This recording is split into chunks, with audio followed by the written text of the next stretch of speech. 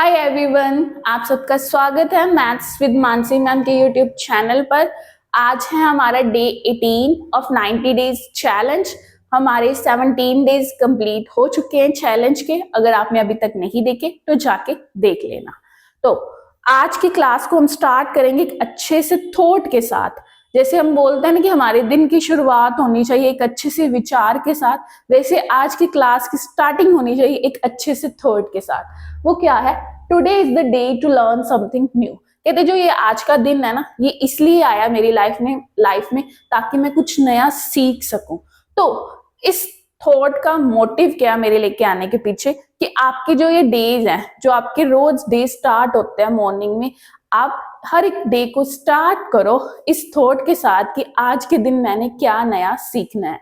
तो हर दिन कुछ जब नया सीखोगे तो आप एक दिन जरूर सक्सेसफुल बनोगे और एक अच्छे पर्सन बनोगे। तो हर एक दिन की स्टार्टिंग किससे करनी है कि आज मैंने कुछ नया सीखना है, कल से बेटर मैंने आज क्या करना है। इस विचार के साथ जब आप स्टार्ट करोगे अपने दिन को तो आपकी देखना लाइफ कितनी अच्छी हो जाएगी। चलते हैं हम इस थॉट के साथ अपनी क्लास की तरफ। Let's get ready. आज की क्लास की स्टार्टिंग हम करेंगे क्वेश्चन से, क्योंकि लास्ट क्लास में हमने इसका कंसेप्ट तो सीखा था, फॉर्मूला सीख लिया था। आज हम उसे अप्लाई करना सीखेंगे। करते हैं हमारे क्वेश्चन की स्टार्टिंग। सबसे पहले मैं आपको बता दूं मैं कौन से कंसेप्ट की बात कर रही हूँ। मिक्सचर एंड एलिगेशन जो हमारा कंसेप्ट था, लास्ट क्लास में हमने उसके मेथड को सीखा था और उनके बारे में जाना था कि वो क्या चीज है। तो आज उनके क्वेश्चन से डील करेंगे। तो फर्स्ट क्वेश्चन क्या है? A retailer has 250 kg of rice. सबसे पहले तो जो न्यूमेरिक वैल्यू है ना उसे अंडरलाइन कर लो कि जो रिटेलर है उसके पास 250 kg है राइस के। अ पार्ट ऑफ विच, जिसमें से वो कुछ part which he sells at 10% profit, 10% profit से वो सेल कर रहा है। और जो बाकी का पार्ट रह गया, the remaining quantity of rice, जो बाकी की क्वांटिटी रहेगी राइस की लो क्वालिटी की, वो किस पे सेल कर रहा है? 5% लॉस पे। तो overall he made a profit of 7%। अब आप लोग बोलोगे मैम इतनी बड़ी स्टेटमेंट कैसे समझे, तो मैं आपको समझाती हूँ। सपोज करो एक सेलर है, आप ही हो, ठीक है, लेके चलना है, किसी को भी लेके चल सकते हैं।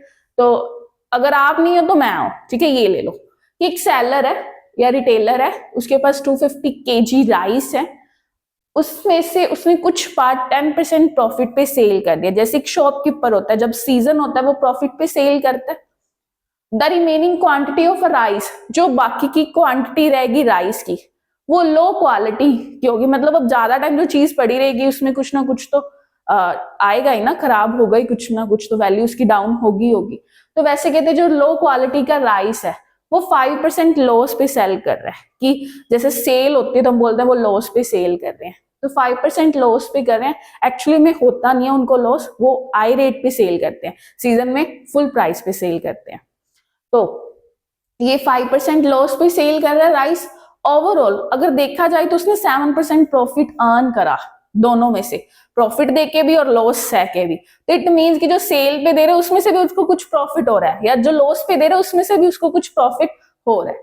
तो 7% प्रॉफिट हुआ उसे ओवरऑल। तो हमने वो बताना है कि अगर 5% लॉस हो तो उसने कितनी 5% लॉस पे कितनी क्वांटिटी सेल करी। मतलब जब 5% लॉस था उसने कितनी क्वांटिटी राइस की सेल करी। तो क्वेश्चन की स्टार्टिंग करते हैं। पहले तो मैं राइट करूंगी total quantity of rice. Rice की टोटल क्वांटिटी क्या है? 250 kg। लॉस कितना है? 5%। जब भी लॉस होता है उसे हम माइनस के साइन से डिनोट करते हैं। तो ये क्या हो गया? -5%। परसेंट हटा के ही लिखेंगे जब हम साइन लगाएंगे, तो -5 ही राइट करेंगे।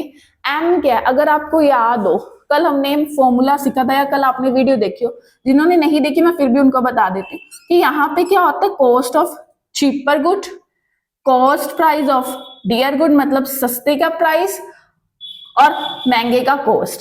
सस्ते की कॉस्ट, महंगे की कॉस्ट। सेंटर में क्या होता है? Mean price. मीन प्राइस क्या है? जिसपे आप सेल कर रहे हो या जो आपको एक्चुअल में मिल रहा है, प्रॉफिट या लॉस। नीचे क्या होता है? डियर प्राइस से जो मेन प्राइस है उसका माइनस करते हैं या डिफरेंस निकालते हैं। इस साइड पे क्या होता है? मीन प्राइस से जब हम कॉस्ट प्राइस को माइनस करते हैं या डिफरेंस निकालते हैं, ये हमारा क्या होता है, रेशियो होता है cost of quantity of dear good और क्वांटिटी ऑफ चीपर गुड की। ये कल हमने वीडियो में डिस्कस करा था, अगर आपने नहीं देखी तो वो जाके देख लेना, आपको ज्यादा क्लियर हो जाएगा। वैसे मैंने यहाँ पे लिखा cost price of cheaper good, मतलब हमने जो कॉस्ट प्राइस है वो 5% लॉस पे सेल करा, मतलब जो हमारी चीज बनी थी ना उसे हमने 5% लॉस पे सेल करी। और अगर मैं डियर देखू, महंगा देखू, तो मैंने क्या कॉस्ट प्राइस से 10% प्रॉफिट अर्न करा। देखो आपने एक 100 की चीज बनाई, उसमें से आपने 5% लॉस पे वो चीज बेच दी, मतलब 100 से कम में बेच दी तो लॉस होगा। अगर मैंने उसमें से कुछ प्रॉफिट अर्न करा तो मतलब 100 से ज्यादा कुछ किया होगा, तो इसीलिए पॉजिटिव आ गया। तो यहाँ पे मैंने 10% लिख लिया। अब ओवरऑल उसे कितना प्रॉफिट हुआ है जिसे हम मीन बोलते हैं, तो वो कितना हुआ है 7। अब इनकी रेशियो कैसे निकालेंगे, सबसे पहले मैं करूंगी जो महंगा डियर प्राइस है, डियर का कॉस्ट प्राइस है, उसमें से मीन प्राइस माइनस कर दूंगी। मैंने कर दिया, मेरे पास क्या आ गया 3% आ गया। वैसे ही अब जो चीपर है उसका मीन प्राइस से क्या कर दूंगी, सब्ट्रैक्शन कर दूंगी। मेन प्राइस क्या था 7, उसमें से मैंने -5 को माइनस कर दिया, तो इट मीन वो प्लस हो गया, 12% क्या आ गया, उसका चीपर प्राइस का प्रॉफिट आ गया। नीचे इधर डियर प्राइस का था, तो रेशो मेरे पास क्या आ जाएगी, जब मैं डियर का कॉस्ट प्राइस, मतलब जो डियर का मेरे पास आया उसको मैं डिवाइड करूंगी जो हमारे पास सस्ते का है, तो मेरे पास रेशो क्या बन जाएगी 1:4। अब मैंने क्या निकालना है, 5% लॉस पे उसने कितनी क्वांटिटी सेल करी, 1/5 मतलब 5% लॉस किसका, 250 किलोग्राम का, तो मेरे पास उसकी क्वांटिटी क्या आ गई 50 kg। इट मीन उसने 50 kg किस पे सेल किया है, 5% लॉस पे सेल किया है। होप सो आपको ये क्वेश्चन अच्छे से क्लियर हो गया होगा, नहीं हुआ तो बेटा आप एक बार दोबारा से वीडियो देख लेना। अगर फिर अब बेटा हमारा नेक्स्ट टॉपिक क्या है, बोट्स एंड स्ट्रीम्स। अब आप लोग बोलोगे मैम ये कंसेप्ट क्या है, बेटा बोट और स्ट्रीम आपस में लिंक होते हैं। कैसे, जब हम पानी में हमारी बोट चलती है ना, उसका डायरेक्ट लिंक होता है स्ट्रीम से। स्ट्रीम क्या होती है, पानी की स्पीड, या जिसे हम बोलते हैं लहर, जो पानी की लहरें होती है ना वो स्ट्रीम है, क्योंकि वो ही हमें बोट की स्पीड को इंक्रीज करने में और डिक्रीज करने में मायने रखती है। तो हम सीखते हैं, मोस्टली बच्चों को इस कंसेप्ट में प्रॉब्लम आती है। रीजन क्या होता है कि उन्हें क्लियर नहीं होता कि ये कहाँ पे अपस्ट्रीम है कहाँ पे डाउनस्ट्रीम है। तो मैं आपको समझाती हूँ, हम इसको क्लियर करके ही फिर अपनी क्वेश्चन की तरफ चलेंगे। और शायद ये वीडियो लंबी चले जाए, बट आपने इसको एंड तक जरूर देखना है, आपका कंसेप्ट क्लियर हो जाएगा। सबसे पहले मैं बात करती हूँ हमारे डाउनस्ट्रीम की। डाउनस्ट्रीम का मतलब होता है, अगर हम डाउन टू अर्थ बोले तो क्या होता है, जो पर्सन डाउन टू अर्थ है मतलब वो हमारी धरती से जुड़ा हुआ है। तो वैसे डाउनस्ट्रीम क्या है कि जैसे स्ट्रीम चलती है ना, जिस साइड स्ट्रीम चलती है, जिस साइड पानी का बहाव है, उसी साइड हमारी बोट चलती है। Downstream boat along the stream, stream की तरफ ही हमारी बोट चलती है। अगर बोट इधर जा रही है तो इट मीन स्ट्रीम भी इधर ही जा रही होगी। जिस साइड स्ट्रीम की है, जो डायरेक्शन स्ट्रीम की है वही डायरेक्शन हमारी क्या है, बोट की है। अगर हम अपस्ट्रीम जैसे हम देखते हैं, हमारी कुछ पर्सन ऐसे होते हैं जिन्हें हम बोल देते हैं इगोसेंट्रिक है, मतलब घमंडी है ना, कि इनको अपने पैसे का घमंड बहुत है। वो क्या होता है, डाउन टू अर्थ नहीं होते। कुछ लोग, सारे नहीं मैं बोल दी, कुछ लोग क्या होते हैं डाउन टू अर्थ नहीं होते, उन्हें सिर्फ अपने ख्यालों में ही खोए रहते हैं, या जो सिर्फ अपने बारे में ही सोचते हैं। हम बोल देते हैं कि ये क्या है, हमारे लिए सोचता नहीं है। तो वैसे ही क्या है, अपस्ट्रीम है। अपस्ट्रीम में क्या होता है कि जो स्ट्रीम की डायरेक्शन है, मतलब जो पानी का बहाव है, वो किसी और डायरेक्शन में होता है, बट बोट की डायरेक्शन क्या होती है, और होती है। सपोज करो बोट इधर जा रही है और जो स्ट्रीम है वो इधर जा रही है, दोनों ऑपोजिट डायरेक्शन में होंगे। जब ये दोनों ऑपोजिट डायरेक्शन में होंगे तो उन्हें हम क्या बोलते हैं, अपस्ट्रीम।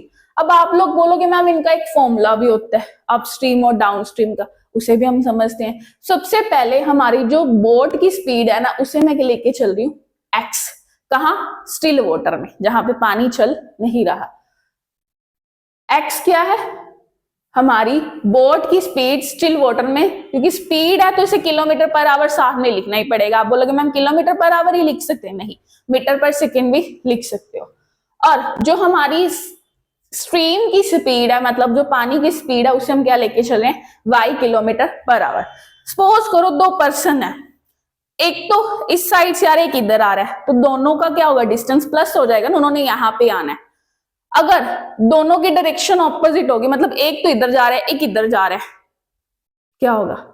अब आप लोग बोलोगे मैम ये सेम हो गया, नहीं, देखो एक पर्सन तो इधर जा रहा है, एक पर्सन इधर जा रहा है, मतलब दोनों की डायरेक्शन क्या है, ऑपोजिट है। तो क्या होगा कि हमारा जो स्पीड होगी बोट की वो कम होगी। अगर आप रोड पे जा रहे हो, आपके ऑपोजिट साइड से एक व्हीकल आ रहा है, वो आपकी डायरेक्शन में ही आ रहा है, तो आपको अपनी स्पीड क्या करनी पड़ेगी, कम करनी पड़ेगी, ना कि आप उसको देख के और स्पीड दे दोगे, नहीं। तो जब भी हमारी डायरेक्शन क्या होगी, ऑपोजिट होगी, तो हमारी स्पीड दोनों की क्या आएगा, डिफरेंस। जब भी हमारी डायरेक्शन ऑपोजिट, मतलब हम डिफरेंस देखेंगे, और जब भी हमारी डायरेक्शन क्या होगी, इक्वल होगी, हम दोनों ही एक साइड पे जा रहे हैं, हम दोनों ही एक साइड पे जा रहे हैं, तो हमारी डायरेक्शन स्पीड क्या होगी, प्लस होगी। स्पीड की क्या होगा, एडिशन हो गया। इट मींस डाउन स्ट्रीम में हमारी दोनों की स्पीड का क्या होगा, सम होगा। अप स्ट्रीम में दोनों की स्पीड का क्या होगा, डिफरेंस होगा। इसे हम और अच्छे से सीखते हैं हमारे क्वेश्चन की हेल्प से। चलते हैं हमारी क्वेश्चन की तरफ। हमारा क्वेश्चन क्या है, a man rows 15 kilometre upstream, मतलब 15 किलोमीटर अपस्ट्रीम जाता है, ऑपोजिट डायरेक्शन है दोनों की, एंड 25 किलोमीटर डाउनस्ट्रीम, मतलब दोनों की डायरेक्शन क्या है, सेम है, इन 5 आवर्स। 5 आवर मतलब दोनों टाइम डाउनस्ट्रीम भी 5 आवर कवर करता है और अपस्ट्रीम भी 5 में कवर करता है। What is the speed of the current? अब आप लोग बोलोगे मैम आपने तो स्ट्रीम बोला था, अब यहाँ पे क्या है, करंट है। हमने फॉर्मूले तो स्पीड ऑफ स्ट्रीम देखा था ना बेटा, स्ट्रीम और करंट क्या है, सेम है।